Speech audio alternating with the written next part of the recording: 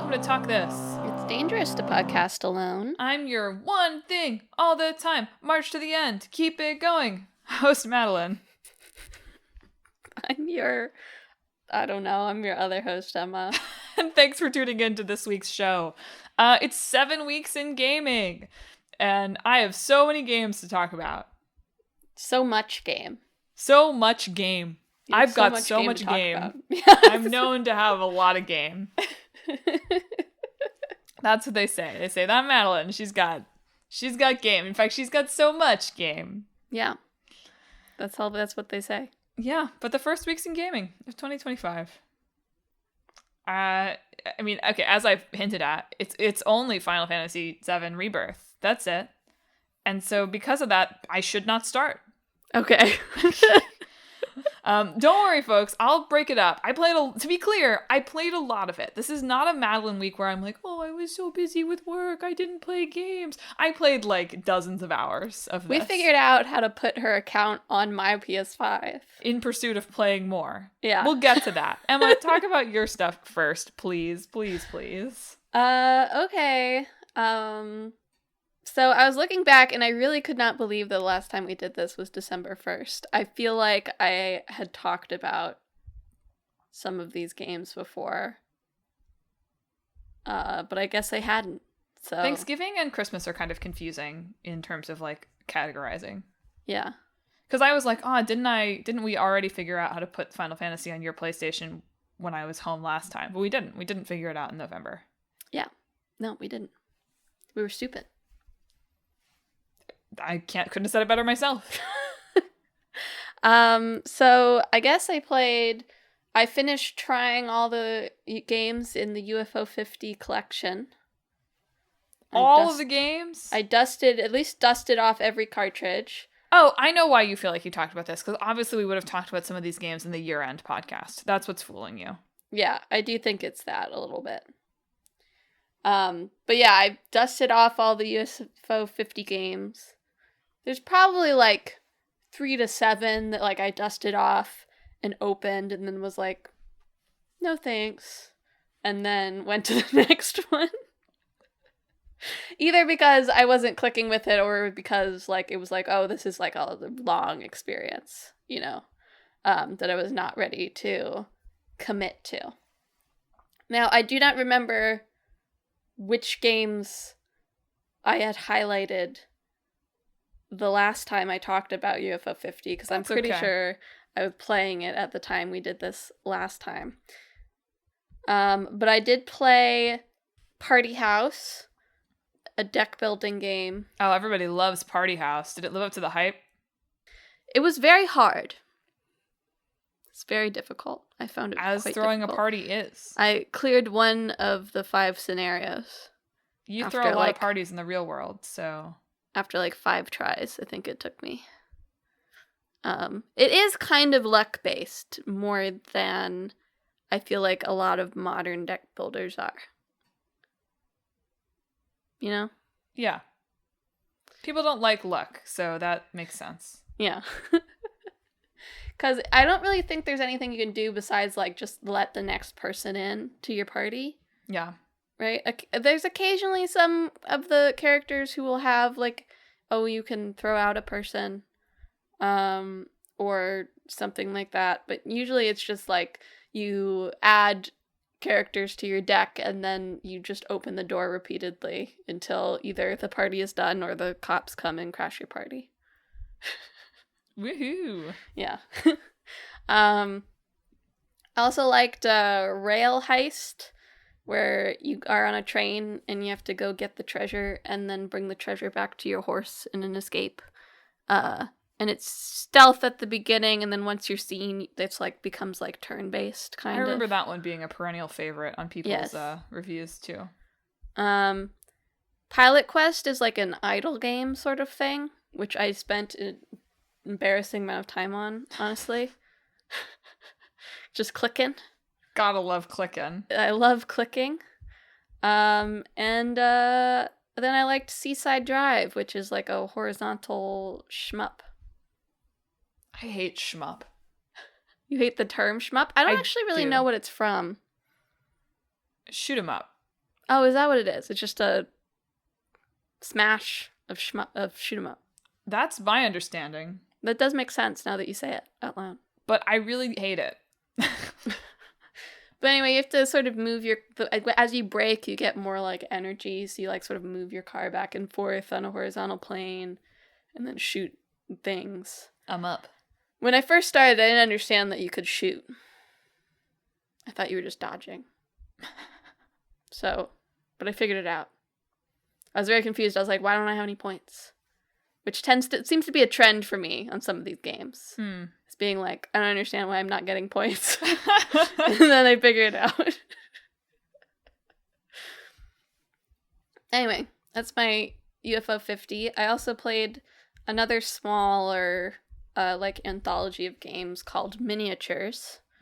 Which is essentially like there's this box with 4 miniatures in it, and each of the miniatures has its own like small game experience that are like little micro games that are like different from each other.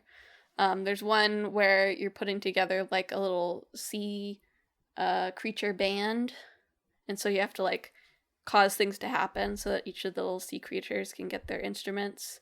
There's one where you're like a family trying to put new furniture together, and it doesn't go very well. In a more horror-tinged way than a comedy-tinged way. There's one where like your mother has run away, and so you're sort of sailing to look for her. And there's one where you're sort of a child who's been sort of left alone at home all the time, and you're just kind of exploring the different rooms. So I think it took like an hour, 2 hours max to play all of them, but it was a fun little micro game experience. So I guess those are my 2 game collections that I played. Funny that you played 2. I like the idea of it, you know? I like having like a little... I like short story collections, so True. We should have more short story collections games, Bring it on, people. Well, speaking of short story collections, the longest game of all time. That is, kind of. It's kind of structured like a short story collection. For better or for worse. Yeah. So in pursuit of... Look, let's just get this out of the way, folks. I did not finish Final Fantasy VII Rebirth in time for the Final Fantasy VII Rebirth concert last weekend. Yeah. That was fine, by the way. Yeah. I was able to fully engage with like 3/4 of the concert. Yeah. Yeah, you were. Then I got to have a really meditative experience. Listen to the Sephiroth music on the ceiling of Carnegie Hall. She was making sure Sephiroth did not descend from the ceiling. He could have. He could have. I was impressed with my ability to do it, honestly. Yeah. I like did not peek. I didn't close my eyes. I just like focused my attention, and I was like, man, dang, I could get into meditating. Yeah. Wow. So I did not finish it in time for the concert. I did, however, make it to chapter 10, which I think is pretty impressive given that I was in like chapter 2 the last time we did the show. Yeah. So go me. I'm going to split this up, right? I'm going to do like some general thoughts so far, and I'll dig into more specific stuff the next time it's my turn. I do think it's impressive that I have managed to beat back my, like, I have to do everything. Let me look at all the little dots on the map impulse pretty well, I have to say. I, like, managed to do it in pursuit of, like, nope, we've got to keep this stuff moving and grooving. I feel like when you left off was, like, a point where it's like, you should probably do a few little dots on the map before moving on, though, level-wise. Okay. I've been, like, right at the recommended level pretty much throughout. But fair. Yes, I will likely go back and do some dots. But, I haven't really felt like I've been missing much. Especially given that the story overall feels so meandery. That it's like, well, I'm only really getting what feels like breadcrumbs of, like, side quest breadcrumbs of story mostly anyway. So, like, why don't we keep it moving? It's a very character focused experience for sure. It definitely is. And so yeah, in like the big picture here, I mean, I feel like I am probably right on the cusp of like the quote unquote juicy story stuff of this game that is coming. I feel like I've played through the Candide portion of it or whatever. I don't know. I don't really know why that's I don't really remember what Candide is about, so I can't argue you with you. I feel like he just kind of wanders around and does stuff. I don't remember it very well enough either. It just came to my brain as like, that seems right. Anyway. But yeah, and like Emma and I have talked a fair bit in the lead up to the concert about like, this is just what the game is like, and actually they've added more structure onto it than it had originally.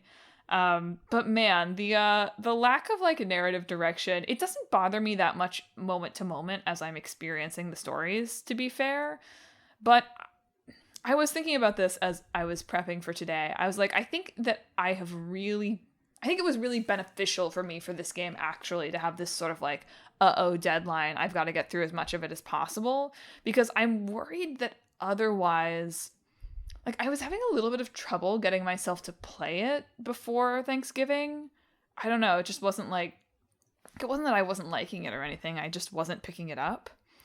And I'm really feeling like that's because the narrative hook is a little weak.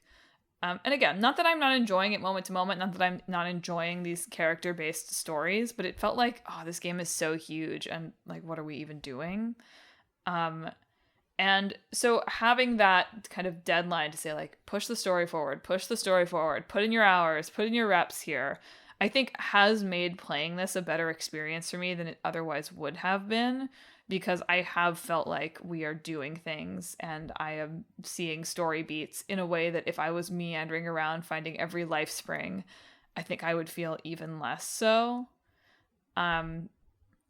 You know, I can't remember if we've talked about this on the show or just like us about how, you know, it's not obviously in like total gamic structure, it's not so different from like a Dragon Infinite Wealth. Yeah. I think they're quite You're similar, right, of course, to actually say that, you know, in many ways it's just like I care about those characters more, and so that's why I'm having this reaction. But I do also think that game does a slightly better job of being like, well, we're doing all this like dumb crap because Kiryu's depressed and we've got to cheer him up. And not that you need to justify every mini game, but it's been a little weird for me that it's like, we're going to the beach now. Like that's all fine, but when you think about it, it's like, isn't there any urgency to what we're doing here at all? Even if the Like a Dragon stuff doesn't make sense if you think about it either, at least has a thematic reason that they're doing it. But they don't get to that until like chapter 10 in Infinite Wealth. There's so much of Hawaii that is just like, okay, we're going to the exact same place again. Okay, we're going to the exact same place again. That's true. Okay, we're going to the exact same place again. Maybe it's that I believe that Ichiban as a character would do that. And I'm like, Cloud is not going to the beach. What worked for the fact that I felt like sometimes the story in Infinite Wealth did have urgency, that the things that were happening did not actually carry through on the Ichiban side. Whereas in this, at least, like they don't necessarily have urgency, and so it feels right that they're kind of, you know, going from place to place, I guess, was what worked and didn't work for me in terms of those things. But I really do feel like it comes down to like just, well, do you like these characters more, right? Well, do you like this world more? I'll add one more thing to the pot, though, which is that the Yakuza series has trained me over the course of 8 games in the lead up to this to be better at divorcing we're doing some silly stuff in the city, even though there's something urgent happening in the plot right now. Sure. Yeah. And so, like, I have come into it expecting that.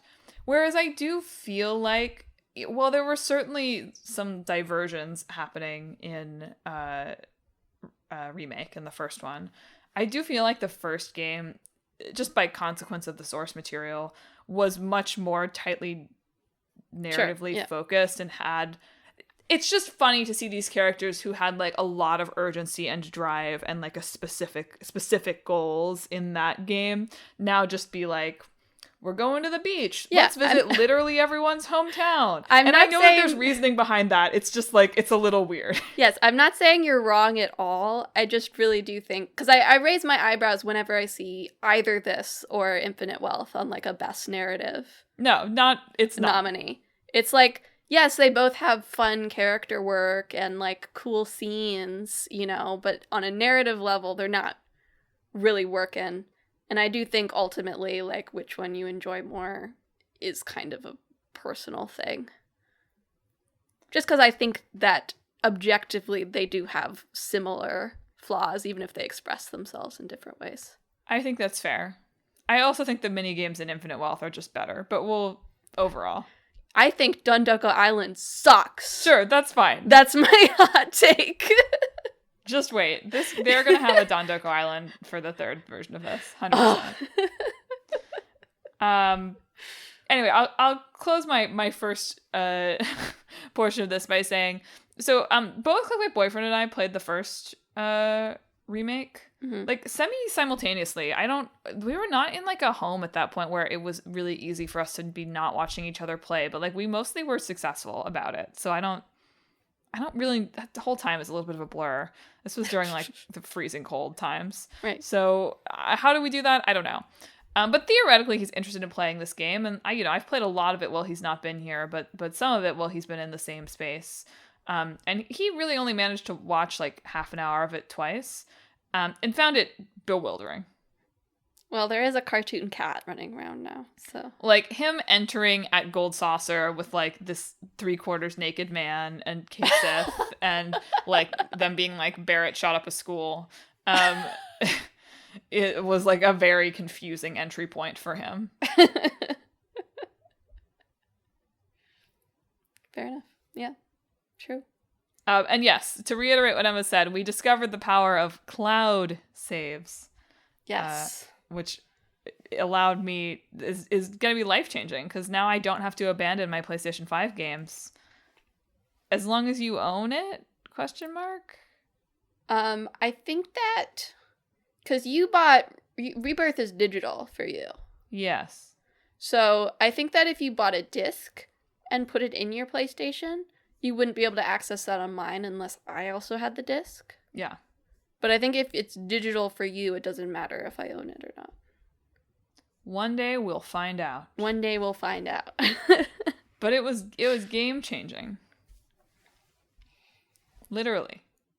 Also, you've learned the power of closing the game. Yeah, learn the power of it doesn't go to the cloud unless you actually close the game. Shoot. It's okay. It only took like an hour to get back. All right. 2 other games I finished. I finished Tales of Symphonia. Woo! And before the end of it. the year, like I said on the show, when I definitely knew I had finished it before the end of the year. Woo! Hooray! For the report, Kratos, yes, my dad. Dog, not my mom. No, that's a spoiler, Emma. I'm sorry to break it to you, dog. In fact, very little narrative relevance whatsoever. Disappointing. Dog Oh, what could have been. disappears like halfway through the plot, except for as a transportation device. Poor And even dog then, mom. you've got the air scooters, so why are you riding around on the dog anymore, you know? So, Tales of Symphonia, I don't know where I'd put it on, like, my personal Tales list of Tales that I've played. It was okay. Like I've said before, it's not a very good port. It feels like they've like recommitted themselves to remastering a lot of the old ones and seems to be putting more effort into it. I know Tales of Graces just got a re-release that is apparently pretty good. But this was like their first one that they did, and it shows. It's very bad port.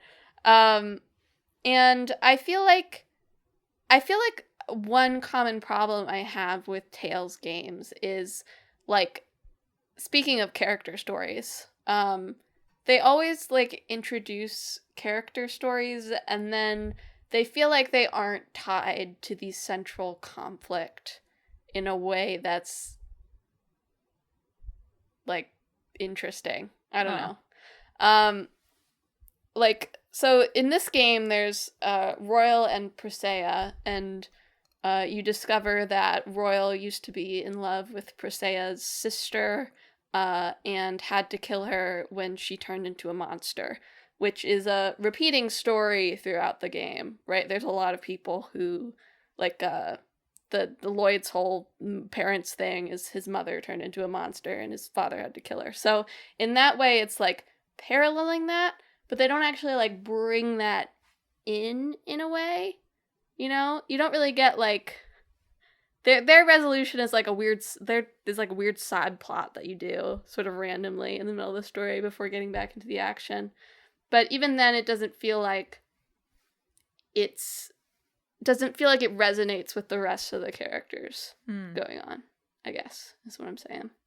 And I feel like Tales does this a lot, is like introduce like interesting stories, and then like they just kind of finish, and then it's like, okay, now we're fighting God or the king or whatever.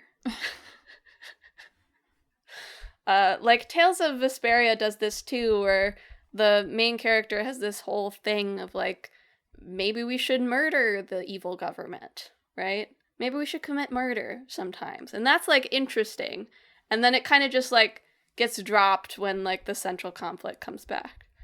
And I feel like it does this a lot. And Symphonia, I did not get attached enough to its characters to like move past this, I guess.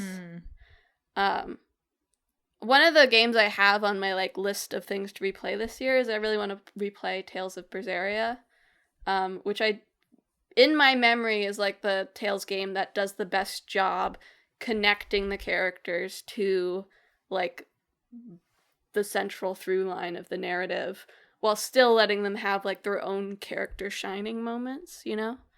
And I want to go back and revisit it and see if that's really the case and if it still sort of resonates with me in that way. So, Symphonia, it's okay. You know, it's very... The Tales in general is very, like, popcorn. If I liked popcorn. Caramel corn. You know? Metaphorically. Yeah, and it wasn't very long for being a classic Japanese RPG. I think it was, like, 30 hours or something like that, which... That's not too bad. Not too bad. So I had a good time with it. It was fun. I skipped a lot of the side content. You can do, like, side quests for some of the characters near the end. I decided, because I wanted to finish it before the end of the year, to just sort of push forward through it. So maybe I missed some stuff there with some of the characters, but honestly, if they were going to be that essential, maybe it should have just been part of the main plot. There you go. I also played a short game called Threshold, which is about, you've been hired as like the train watcher for a country. So you have to make sure that the train is running at the expected speed, which you do by blowing the train whistle. But you only have a limited amount of oxygen in the place that you work. So you also have to have your oxygen cans that you bite into in order to ensure that you continue to breathe. And in order to get more oxygen cans, you have to go pick up tickets or clean up around the place. And then you turn in those tickets for air cans that you can use. But if the train's not running at the expected pace, you're not allowed to trade in your tickets for air cans, right? So it's a lot of like making sure you're running around, getting enough air cans, making sure the train's on schedule so you can get more air cans, so on. But as you run around, you start to maybe notice weird things, right, going on, and discover, you know, different types of things you can do other than just whistle for the train. It was definitely, I enjoyed the gameplay loop and sort of the feeling of discovery that it brought, I think. And the idea of, like, planning so that you could spend more time, like, sort of exploring around, even when the train was not going at the expected pace. So making sure you have, like, a bunch of air cans in reserve and, like, then executing your plan, you know? but it just didn't cohere to me, I guess. I think in the end. There's a few different like endings you can get. I played twice. First time I just died because I ran out of air. More air cans. And the second time, I'd finished it in one of the ways that you can finish it. And it was interesting, for sure. I found it an interesting experience to play, in terms of, like, seeing something fresh. But it didn't quite have enough meat to it, I think, to really fill me up, so to speak. More meat. More air cans. More meat. More air cans, please. A girl cannot live on air alone. Gotta have cans. Gotta have meat. Yeah, so those are the other 2 games I finished. Well, guess what? I played Final Fantasy VII Rebirth. What? I know. I'm shocked. Well, I'll do a quick other thing. I did watch Clickbait Boyfriend play a little bit of Balatro, but I didn't play. Good. And I talked to a colleague about Balatro this week, and he was like, I don't know, I'm not really into deck builders. And I was like, buddy, it's not a deck builder. I mean, it sort of is, but yeah. I was like, don't play it. Don't play it. Just keep thinking of it as a deck builder. Think of it honestly. That way. Yeah. But yeah, so that was a game I didn't play.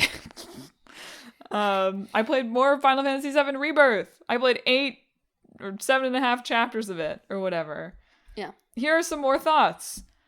Why does everyone refer to Red 13 obviously as a dog? Because at a glance, I think he feels more like a dog. He reads so much more as a big cat to me than a dog. And I know what you're going to say. You're going to say, in context, it doesn't make sense for somebody to be leading like a panther around. There's Moogles. There's Chocobos. Like, there's weird stuff happening everywhere. I don't know. I just feel like the idea that everyone's like, oh, who's a good boy, puppy, puppy, to him is like, like a weird reaction to what this character looks like. And I will die on this hill. I don't know. If I saw a lion cub, would I be like, "Oh, puppy, puppy" to it? Possibly. Yeah, but not like in a feelings way, not in a that looks like a dog way. And all the time, people are like, "That's a dog. That's a dog." It's not. It's not a dog. Also, it's crazy that every single one of every town has a side quest that's just like we talk to someone. And Red's like, "I can sniff that out." I do agree with that. I think Red has the weakest side quests in this game out of the character side quests. It's just funny. It's funny. Like, I feel like I haven't done that many of the side quests, and I fear that I have somehow selected so many that are just Red being like, I've got a nose. Everyone should have an equal number of side quests, so yes, probably you've accidentally selected all of Red's. I think it's a side effect. Like every time I go into town, it's like, the way we're going to solve this is Red's sense of smell. I think it's a side effect of you don't get to Cosmo Canyon until pretty late in the game. Sure. And so I think maybe they found it difficult to do a lot of like character specific more stuff for him. Sure. Technically he does have there are 2 recorded sets of lines depending on whether you do his side quests before or after Cosmo Canyon. Interesting. But I think they're pretty incidental changes in terms of like just the voice that he does and some of his word choices, for example. Sure. But yeah, I do think he unfortunately gets the not the pick of the litter, you might say. The short end of the bone. The short end of the yeah, whatever. Also, nobody likes me. I ran around Gold Saucer alone. That's so funny to me. Nobody came to get me. The first time, right? The first? I haven't been the second time. Yeah. Yes. So that's right. Chapter 8. The first time. Spoilers. Chapter the second 8 time. or whatever. Sorry. It's fine. That was really scary at the concert. Yeah. They're like, we're going back to gold sauce, like gold, of course, gold saucer time, and like stuff goes up there that I have no idea what it is. I'm like, oh no, how much did I miss? Yes, you've not missed anything yet, except apparently love. Well, the reason I was afraid is because they had cutscenes up there where like Tifa was with you going to Jesse's theater. Yes. And I was like, I was alone. I was like, did I totally mess up? Yes, I got Tifa. It's just later. Thank goodness. But yeah, totally alone, which felt fine. Yeah. Appropriate. Even. I mean, they it's built in so that if nobody likes you, that it's fine. I don't say the right thing often enough, I guess. You don't use your synergy attacks enough. I don't. Yeah. I just like to hit. Hit.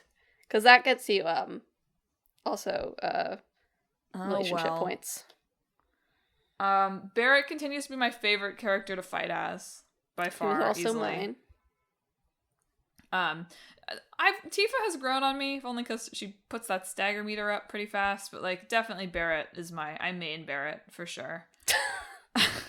Yeah. Story wise, I found the Barrett story like compelling, although it did sort of feel like maybe a little condensed to me. Something about it felt like this is really big and is something that would have been interested, and maybe this will still happen, but like would have been interesting to see him grapple with over a longer period of time.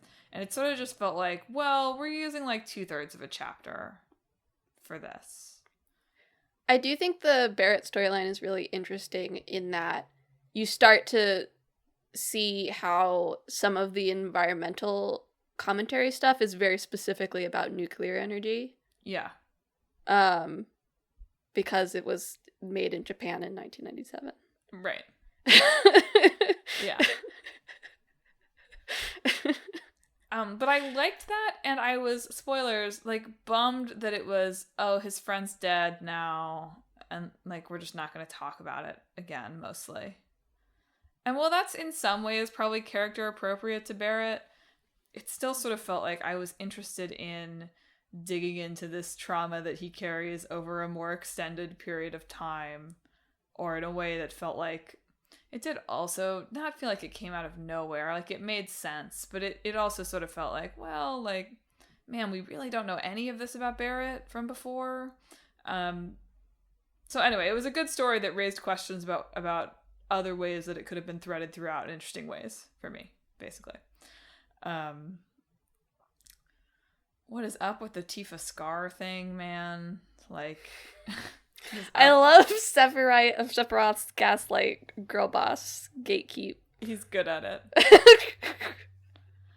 I'd be remiss if I didn't talk about Queen's Blood. Heck yeah. I have to say, I have to give you credit that you saying to me that it is not a game about cards or points, but in fact a game of pawns, completely revolutionized my Queen's Blood. It totally changed how I think about the game for the better. So thank you for that. You're welcome. Thank you, Sensei. Just total reinvention of how I play. So I feel like I'm starting to get a handle of the strategy.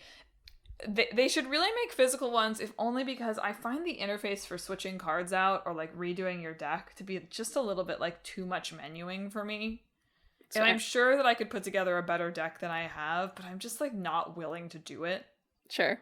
And I haven't needed to really, other than switching out a card here and there every once in a while. But I feel like I could have a really super powered deck if I really wanted to, but there's too much to read and the print is too small. They've said that there's going to be Queen's Blood in the third one again, so I bet that they'll release a physical version around the time the third game comes out. And they've made their, tweaks or whatever to it. As they say, yes, queen. On the flip side, they ruined Fort Condor. I have to say. It's so hard. The version in there is so hard. Because you can't customize your deck at all, your loadout. I do get it from a sense of like, well, there's only 4 games. No, I do right? too. I understand. Yeah. But I liked Fort Condor in intermission, and it was it felt like almost totally random. Or rather, it felt like once you figured out there's a certain strategy to, like, you must use the special guys in a certain way. It's like, well, if you don't manage to do that right, then, like, forget it. It's not happening. There's no other way to play. I honestly, I'm sure that if I looked for winning Fort Condor strategies in Rebirth, I would find a couple different ways to do it. But honestly, just sticking like a couple ballistas where they can safely attack the boss unit, like, that's the only way to do it for me. So that one totally nerfed and ruined. Thank God for Queen's Blood. Nerfed? I don't even know if it's nerfed. It's like, it's harder. The I feel fun like of it has been nerfed. Yeah, okay. They've nerfed the fun. Yes. It is much harder because it's no longer fun. I'm bad at almost every other minigame. I liked Golden Saucer Gummy Ship. That was kind of fun. Mm-hmm. But yeah, was bad at Red Rocket League. Pretty mediocre at the piano. Pretty bad at any of the, like, shooting mini games. So I'm just pretty bad at them. In case anybody was wondering. I was. So all in on Queen's Blood. Also, can somebody just get Cloud some ibuprofen? Anybody? I don't think it exists, you know? Surely Chadley has some. We gotta get Chadley on this. You're right. Surely we could develop some ibuprofen. Everyone thinks he's gonna be the final secret boss or a summon or whatever, but really he's just gonna be the inventor of ibuprofen. I love little Chad. Fight for me, like, little Chad. Antidepressants. Wouldn't that be great for everyone involved? Also, there was an article at some point where they talked about Kate Sith's accent, right? Like, we read that for some reason. It's the pronunciation of his name, I think. Yeah, but I feel like I remember. I need to go back and find it because this was one of the things that CBB saw. I was like, why does he have this? I guess Scotland exists in this world. And I was like, I feel like I read something. I mean, I know it's about his name, but I feel like I read something about the decision to, like, do it this way this time that I need to go back and track down because I'm curious. Yeah, I don't remember exactly. But yeah, we pronounced his name wrong over here, specifically. The localization decided to pronounce his name wrong. Well, I can't wait, if Click My Boyfriend ever gets around to playing this game, to him getting Big Moog. Yeah. I think he's going to lose his mind. So anyway, by next time, I certainly will have finished this game. And I have to finish a game in the next 12 calendar days, so I might need to start something small and knock it out to keep my resolution. But no, I'm on track. I've given myself a little bit of a break because I really was playing it like exercise, right? For a while there. So I've, like, let myself not do that. I think I'm ready to get back into it now. Good, yeah. Well, my last two games, I have not played that much more Slitterhead than last week. I just didn't. Like, this week, I didn't play very much games because I'm back at school, I guess. Yeah. So I'm getting back into the swing of that. But I played a little more Slitterhead. I went and cleared out, like, the second loot missions have, like, oh, you can find these things, right? Like, you could find a new rarity, or you can find extra skill points, or you can find costumes, right? So I went through and found the stuff for the 2 second loot missions that I had. And did, like, one more, like, story progress mission where you infiltrate, like, there's, like, this cult religious organization halfway house sort of thing that's like half Slitterheads, half humans that Night Owl is a little confused about what to do with. Because they seem to be mostly, like, they don't seem to be hunting humans, right? They don't seem to be killing anybody. They just seem to be sort of living in their little cult. And so Night Owl's like, I don't know if we should kill them. And there's an interesting dynamic where Night Owl sort of, as he's fusing with the different rarities, like, his personality kind of is influenced by them. Mm-hmm. So there's like a little back and forth between like Julie and Alex right now, where Julie is very like, I'm kind of sympathetic to these slitterheads that are not doing murder, and Alex is like, murder, murder, murder, murder, I want to murder. Yeah. So there's like a dichotomy happening there, Sure. you know, and Anita's just kind of in the middle, like, whatever, man, who cares? So we got the spectrum going on, basically. Absolutely. that Night Owl is kind of being torn back and forth between. So I'm still having a good time. I'm enjoying the weird vibes of everything. In these second loop missions, you have to find the mysterious old lady to talk to. So, Finding her. yeah, gotta talk to her 6 times, and then I assume she becomes the ultimate rarity or something. Excellent. That's my guess. And it seems like as you get like sort of your optional rarities, they continue to unlock like more options for what you can do. I will say there's a couple of times when you have like little stealth sections where you're like in a human body and you use sort of possession mode to peek around corners so that you can sneak by. I don't love those parts. I get the idea, right? I get the concept. Don't love them. Don't love them. But otherwise, having a good time with Slitterhead. Enjoying myself. Enjoying getting little costumes. Enjoying upgrading my little guys. Stuff like that. Nice. Enjoying all the grunts, noises that they make. Good. Very good. That's the important thing in any game. Sometimes I cannot tell sometimes if they're supposed to be, like, if it's just, like, I cannot understand the word that they're saying, or if they're just sort of making, like, a mumble sound. Because sometimes there are, like, clear words. Like, Night Owl a lot says, like, we can and we will, is, like, his bark or whatever. And then sometimes someone says, and, like, Okay. are we, one, is that English words that I can't understand? 2, is that Japanese words that I can't understand? 3, are you just making a mumbling sound? Impossible to tell. Does that confusion add to the atmosphere for you? Yes, exactly. Good.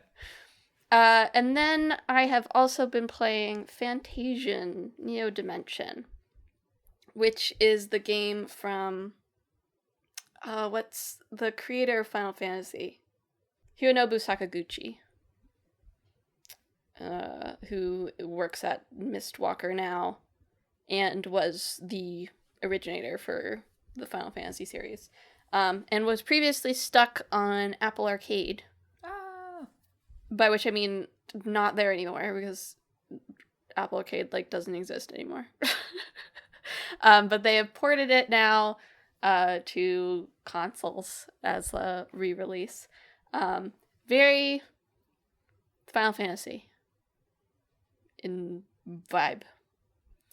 But also kind of not. Like, I did read a bunch that was like, it's just like if Final Fantasy had, like, stayed turn-based over time. It's like, I guess, maybe. I don't know. That's kind of hard to... It's kind of hard to get a head on. Anyway, you play as Leo, who has lost all of his memories and awakens in the machine realm with no knowledge of how he got there, except he apparently programmed these 2 robots, like, literal minutes ago to help him in this machine realm. So, at some point, he lost his memories immediately after that, somehow. So he escapes this machine realm and ends up sort of wandering the world, trying to figure out who he is, what he was trying to do, and what's up with this Vam the Malevolent guy, you know, who is sending Mecteria into the world. Mecteria into the world to sort of corrupt it and keep it from being a place where humans can live. And it's slowly encroaching. It's slowly encroaching more and more with time. Like, livable space is becoming less and less over time. So all the backgrounds are dioramas in sort of like a modern evolved take on like the pre-rendered background.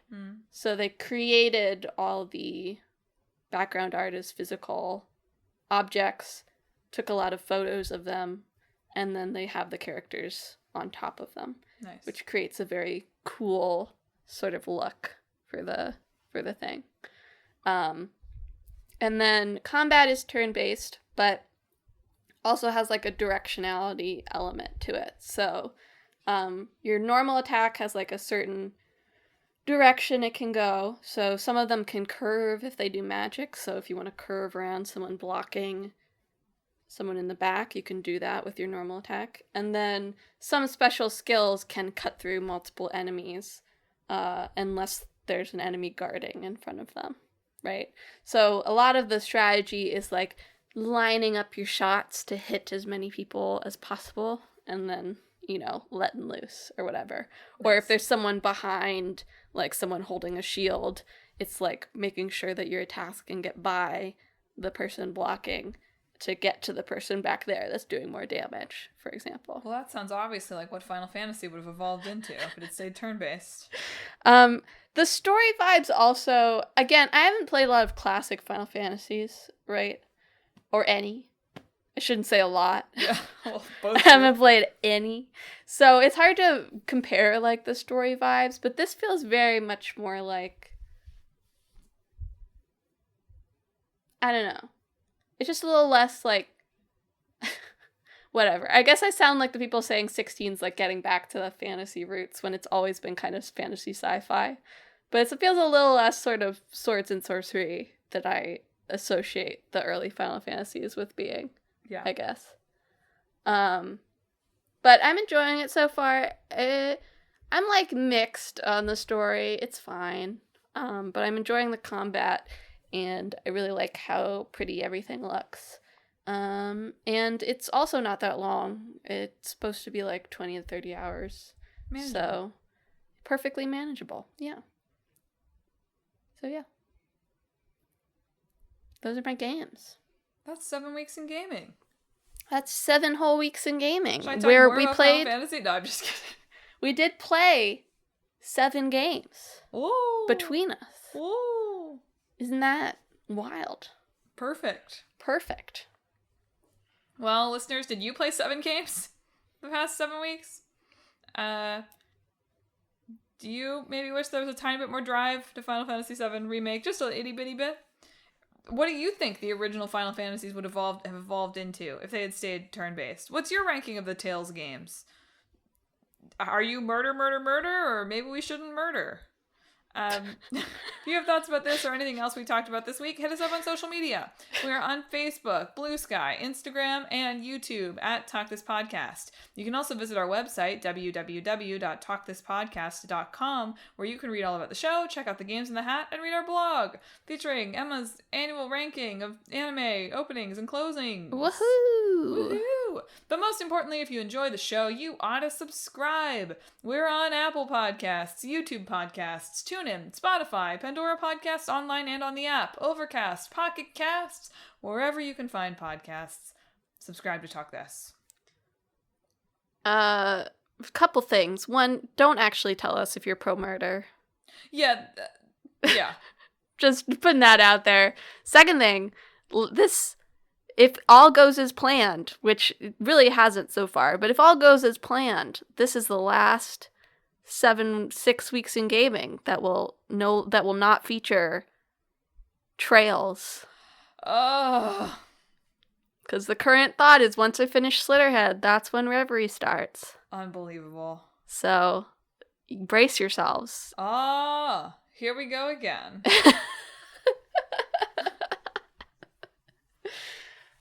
I know everybody's very excited. I am.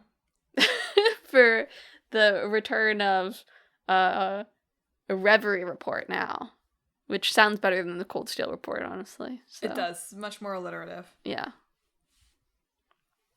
And then next week, for our 2 games, our old game is Loco Roco. And our new game is Saga Emerald Beyond. So you can forward to look that. forward to that. I think Emma Brown has a demo. So Excellent. hot tip for you. Thrilled to hear it. Well, that's it for this week's show. Thanks for tuning in. Emma, my sign off would be like, we don't want to hear about murder. What's yours? Well, I'll echo that again. Don't tell us about murder. But this week, I hope that your cartoon cat also is not pro-murder.